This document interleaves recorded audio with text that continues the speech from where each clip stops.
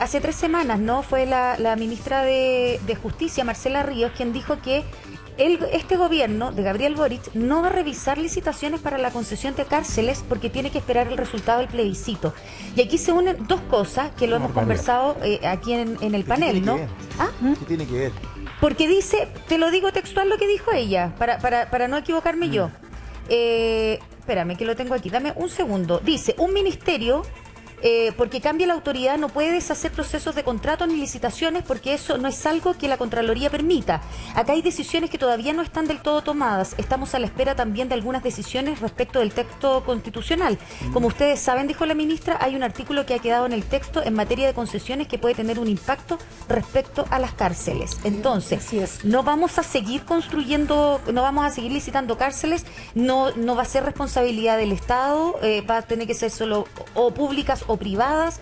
¿Qué pasa con el sistema que tenemos? Porque hoy día estamos hacinados, entonces una de las justificaciones es que no hay donde meter más gente presa. Sí, y es efectivo, o sea, hay un hacinamiento brutal. Este mismo juego Guzmán señaló que en este momento habían 4 personas durmiendo en una cama, 4 personas, Sí, pues.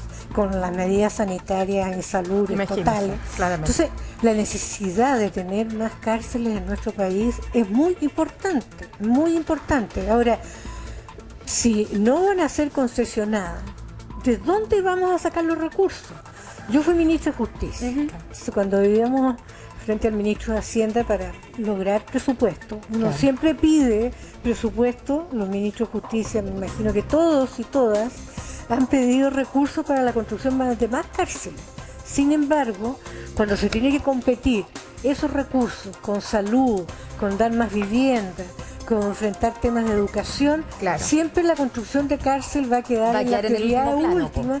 Entonces, por eso es que probablemente no se han hecho más inversiones. ¿Y de dónde sacaría recursos del Estado frente, a su vez, de la cantidad de demandas sociales que hay?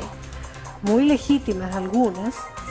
Bueno, la verdad es que lo veo bien difícil, porque uno no ve de dónde puedan venir más recursos. Soledad, hay un tema ahí que es no menor y que está absolutamente presente en la sensación de la ciudadanía de inseguridad y que quiero llevarla al rol que a usted le tocó, ¿no es cierto?, en el cambio al sistema procesal penal, que sin duda fue un cambio importantísimo, significativo. ¿Por qué? Súper cortito, porque antes el juez, como se dice, era juez y parte, o sea, investigaba y sancionaba, con un sistema eterno, etcétera. O sea, había un vicio ahí que corregir y se corrige con el sistema procesal penal. Pero ¿cuál es el problema? Y quiero saber su opinión, yo sé que usted tuvo ahí un rol relevante, es que dice y se siente en la ciudadanía la sensación de que, valga la redundancia, es un sistema demasiado garantista y que finalmente los delincuentes son prácticamente los que más garantías tienen y las víctimas quedan en una condición desmedrada. Yo quiero saber si usted está de acuerdo con aquello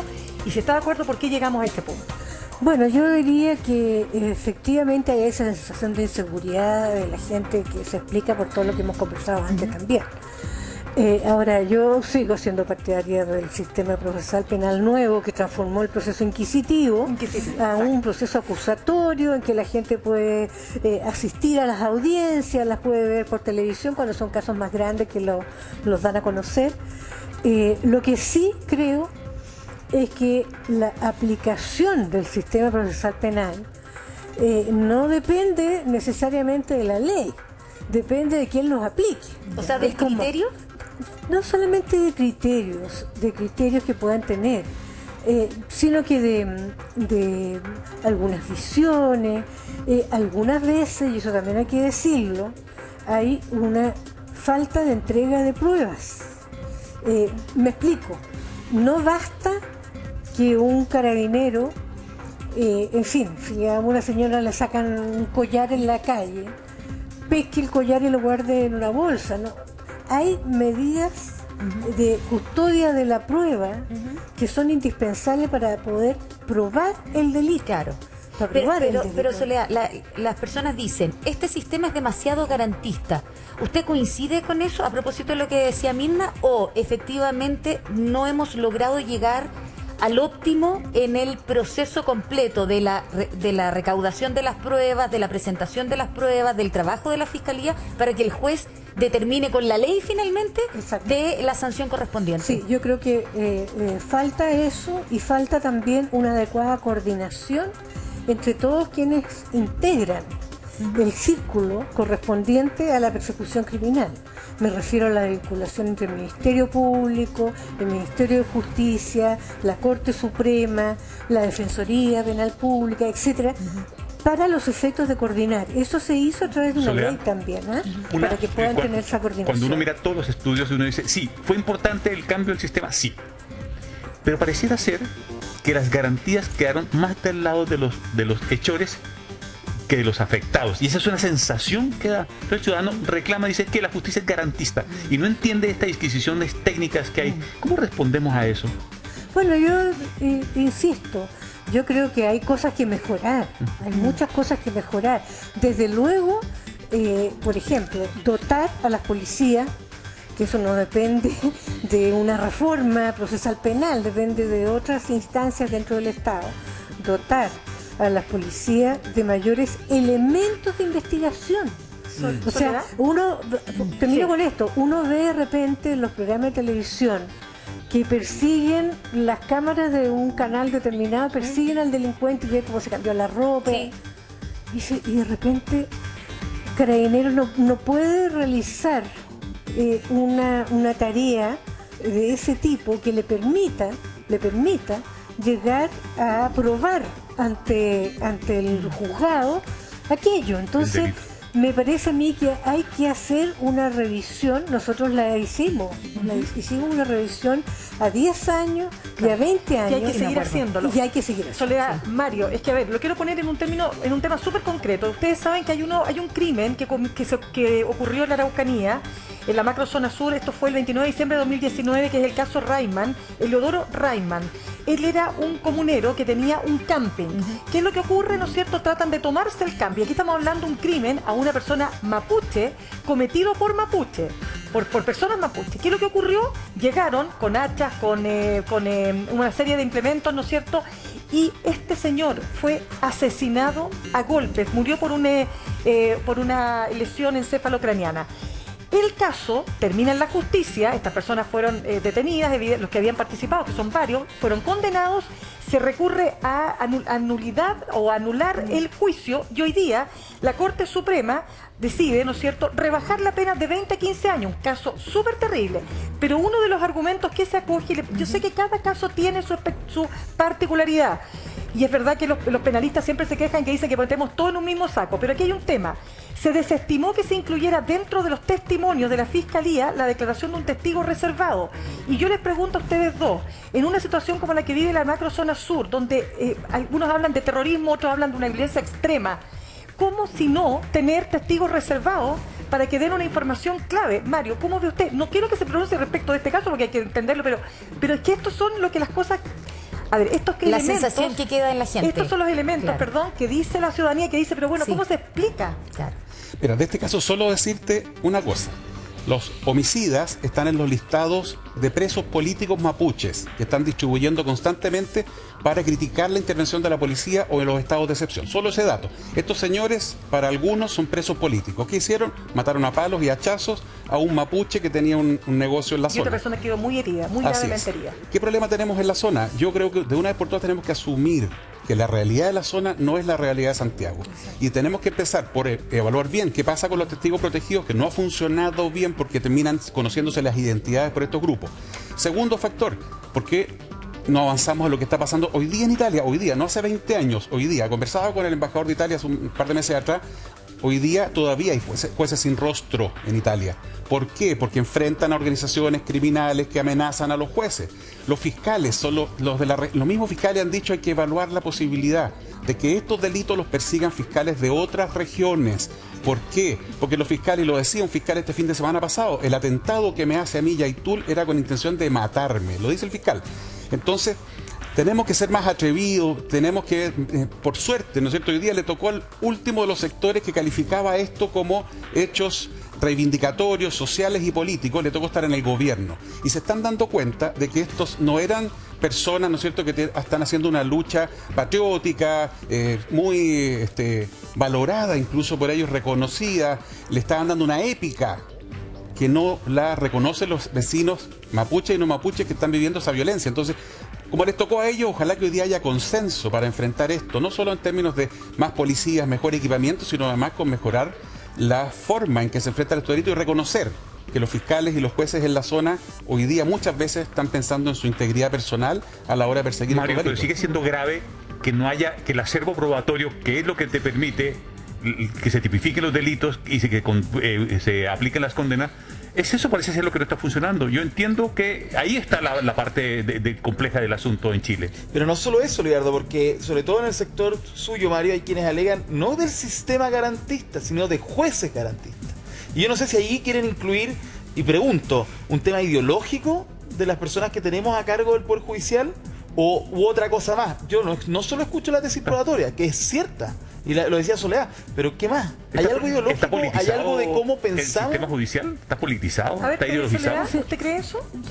A ver, yo creo que la mayor parte del Poder Judicial son gente honesta, transparente.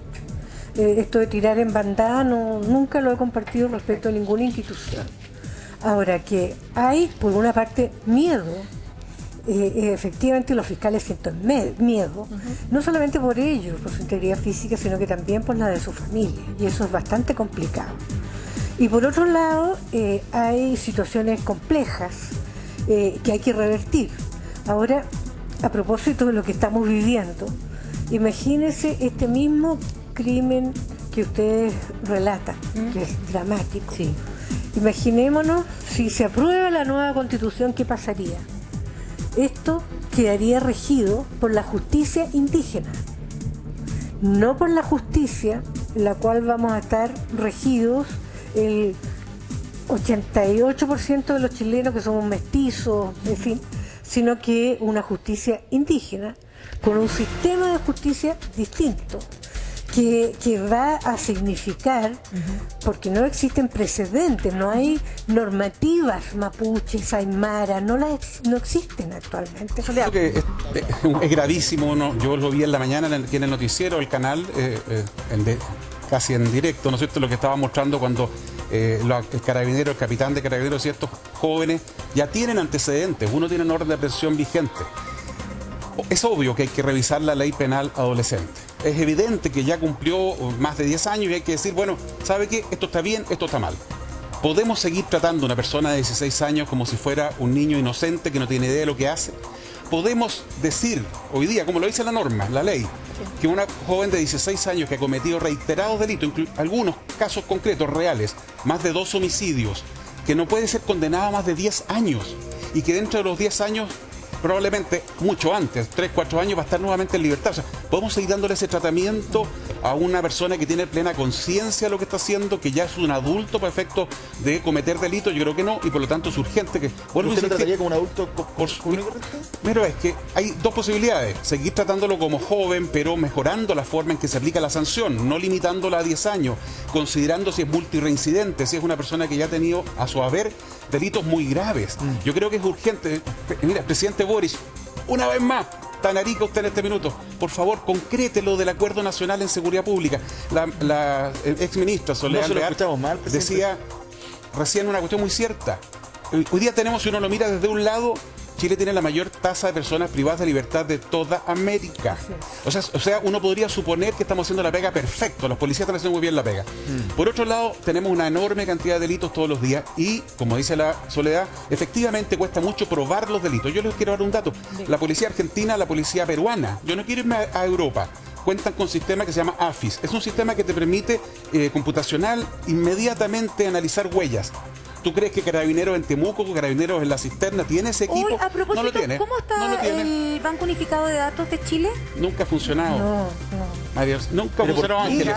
¿Pero por qué si somos este país que estaba cercano al desarrollo? Porque no invertimos en seguridad. Ese ¿Y es el cuánto problema. cuesta eso? 5 millones de dólares. Argentina acaba de ¿Y cómo no vamos a invertir... tener 5 millones de dólares? Porque es absurdo. Pero Porque ¿sabes? siempre hay Si otra tenemos 5 millones. un detalle, si se aprueba como está la propuesta constitucional, no vamos a tener cárceles. ¿Por qué no explicas, perdón, Mario, por qué no explicas lo que es el Banco Unificado de Datos para todos los que nos están viendo hasta ahora? Básicamente un sistema que nos permite de las distintas instituciones que recogen datos particularmente sobre estos temas tan sensibles estén unificados. El sistema te permite entrar como un gran buscador. Claro, es un gran buscador. Se supone, esto en simple, obviamente que nuestros invitados nos pueden explicar más en profundidad, pero tú ingresabas, entonces Carabinero ingresaba y quedaba inmediatamente todo el archivo, el historial, ¿no? De las personas. La PDI también, la Fiscalía también, registros civil que en otros también, países, están las esto es lo huellas. complejo, en otros países federales, qué sé yo, donde tienes muchos más tipos de policía o tipos de instituciones. Estaban todos en línea. Es mucho más necesario porque por esas diferencias. Acá en Chile no es esa la realidad, a pesar de ser un país largo y con distintas dificultades. ¿Y cómo no lo vamos a tener? O sea, me impacta que cueste $5 millones y no tengamos los 5 millones de dólares. No, ese es el AFIS. Bueno, pero son programas que cuestan del orden. Entonces, no sé. ¿Sabes qué? Yo quería agregar lo siguiente. Cuando decimos que no se ha hecho inversiones fuertes en el tema de seguridad, yo creo que hay 3 aspectos del tema de seguridad. Uno es la prevención. O sea, ¿cómo podemos quedarnos indiferentes cuando tenemos 350.000 niños solo en la región metropolitana que han desertado el sistema escolar? Sí. ¿Qué van a hacer esos niños? ¿Qué hacen esos niños? Los pescan, les dan drogas, se transforman en consumidores y posteriormente están vendiendo drogas. No todos, por supuesto, pero un porcentaje alto. Los niños que ni trabajan ni estudian. Entonces tenemos que invertir en prevención. A esos niños tenemos que insertarlos en el sistema escolar, de lo contrario los perdemos y caen en la delincuencia. Ya, pero eso es más caro y lleva a largo plazo. No a largo plazo. Hay experiencia en los municipios, por ejemplo en Peñalolén, en que ha tenido excelentes resultados. Segundo lugar. Ahora, yo estoy absolutamente de acuerdo, porque las personas le van a decir, es que necesito una solución ahora. Bueno, ¿qué hago ahora? Espérese un poquitito, pero es que si no solucionamos la integridad, o sea, si nos permanecemos indiferentes, hay 350.000 niños en la región metropolitana, el próximo año habrán 450. Absolutamente. Entonces, pero eso que van a decir, necesitamos algo ya. Hay vacantes en colegios públicos, hay vacantes. Entonces, ¿por qué no hacemos un sistema para reincorporarlo, para motivarlo? Claro. Segundo, otro banco unificado, comillas. Segundo, todo lo que es el sistema de justicia y represión con toda la cadena, porque esto significa además que tengamos recintos penitenciarios adecuados para recibir a la población penal y no 4 personas privadas de libertad durmiendo en una cama. ¿Cuánto cuesta una cárcel? Uy, no lo voy a decir porque no tengo la cifra actual, pero es muy caro. Sí, pero se mantienen los 800.000 pesos promedio en el mantenimiento mensual de una persona privada de libertad en una cárcel licitada. Una cárcel licitada. O concesionada, después, claro. Perdón, y después tenemos la rehabilitación. Ustedes saben que la pena tiene por objetivo rehabilitar. La verdad es que cuando estuvimos en el Ministerio de Justicia, ahí pudimos hacer un estudio de que hay un porcentaje de personas que son susceptibles de ser rehabilitadas. Claro. Ahora, si no ofrecemos ningún camino y salen 120.000 personas al año de las cárceles y no hacemos nada para el efecto que se reinserte, ¿a qué van a salir? Claro. Entonces, esta es una cadena sin fin. Si no lo abordamos desde la prevención, el sistema de justicia adecuado, con cárceles adecuadas. Estamos de acuerdo si necesitamos cárceles estatales o concesionadas. Hay quienes le van a decir no más concesiones. Claro, pero es que eso, ¿de dónde vamos a sacar plata al Estado? Pero sería bueno que lo supieran todos, porque ¿de dónde? Eso no es posibilidad. Entonces no vamos a tener cárcel y menos rehabilitación, porque la rehabilitación implica tener profesionales adecuados que rehabiliten a la persona. Y nosotros hemos conversado aquí, insisto, porque este no es un tema que lo venimos descubriendo hoy día o que no lo hemos conversado, todo lo contrario, ¿no? Y claro, cuando se cuestiona y se dice, oye, los niños de 10 años que están cometiendo delitos debiesen inmediatamente ingresar al sistema porque son delincuentes. Y nos hemos cuestionado, ¿y cómo van a salir a los 18? O sea, ¿cómo va a ser su carrera delictual dentro de estas cárceles bajo estas condiciones sin rehabilitación alguna? Van a salir probablemente peor y vamos a ser víctimas de ellos el día de mañana. Entonces eso hoy día cuando nos tenemos que preocupar. Exactamente, y eso, por eso yo no estoy de acuerdo en rebajar la edad. Yo sí estoy de acuerdo en tener que algo tenemos que hacer, claro. Tenemos que tomar y yo dedicaría mucho a prevención, porque esto es fundamental, es evitar que niños chilenos sigan delinquiendo porque no están ni trabajando ni estudiando. Sí. ¿Cómo no va a ser importante Totalmente eso como una lo contrario. preocupación ¿Cómo no nos de va a país? remecer como sociedad que eso esté pasando, no? Sí.